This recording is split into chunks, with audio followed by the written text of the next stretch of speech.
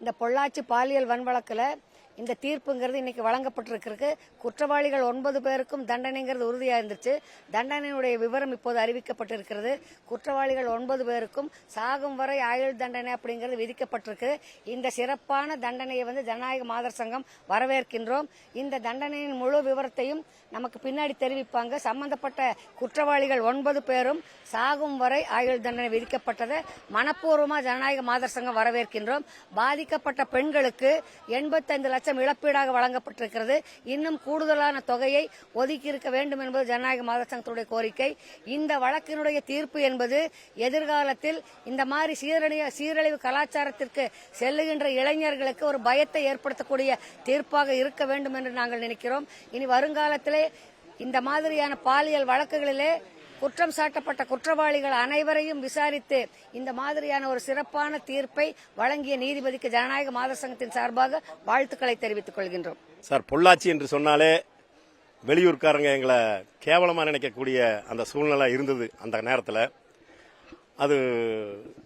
அந்த நேரத்தில் நாங்கள் பல்வேறு போராட்டங்களை நடத்தினோம். காரணம், அன்றைய இருந்த ஆளுங்கட்சி இந்த வழக்கை தொடச்சு மூடுறதுக்கு பார்த்தாங்க. மக்களுடைய ஆதரவினாலையும் கூட்டணி கட்சிக்காரர்களோட ஆதரவாலும் மகளிர் சங்கத்தினுடைய ஆதரவாலும் நாங்கள் பல்வேறு போராட்டங்களை முன்னெடுத்து நடத்தினோம். அதில் உச்சகட்டமாக இன்றைய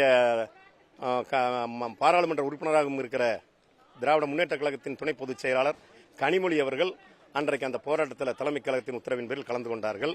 மகளிரை சேர்ந்த அத்தனை பேர் அமைப்புகளும் எங்களுக்கு அன்றைக்கு ஆதரவாக இருந்தார்கள். அனைத்து கட்சியும் அன்றைக்கு ஆதரவு தந்தது. மிகப்பெரிய போராட்டம் நடத்தினோம். எல்லாத்துடைய எதிர்பார்ப்பும் இன்றைக்கு நிறைவேறி இருக்கிறது. இந்த நீதிமன்றம் கொடுத்த அந்த தீர்ப்பு மிக்க மகிழ்ச்சியாக இருக்கிறது.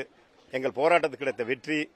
திராவிட முன்னேற்ற கழகத்தின் தலைவர் ஒவ்வொரு முறையும் சொல்லிக் கொண்டிருந்தார், இந்த பொள்ளாச்சி இந்த கொடுங்கோலாட்சிக்கு காரணம் பொள்ளாச்சி பார்த்தா போதும் அப்படிங்கிற மாதிரி சொல்லிட்டு இருந்தாரு. அது இன்னைக்கு நிறைவேறி இருக்கிறது. நல்ல தண்டனை இன்றைக்கு கிடைத்திருக்கிறது. இது இந்த குற்றம் செய்ய வேண்டும் என்று எண்ணுபவர்களுக்கெல்லாம் ஒரு அச்சத்தை உருவாக்கக்கூடிய அளவுக்கு இன்னைக்கு இருக்கு. கடந்த ஆட்சி காலத்திலே அன்றைக்கு இருந்த முதல்வர் அவர்களால் தப்புவிக்கப்பட்ட ஒரு சிலர் இன்னும் இருக்கிறார்கள். அவர்களையும் இந்த வழக்கிலே சேர்த்து அவர்களுக்கும் தண்டனை வாங்கி கொடுத்தால் இன்னும் மகிழ்ச்சியாக இருக்கும்.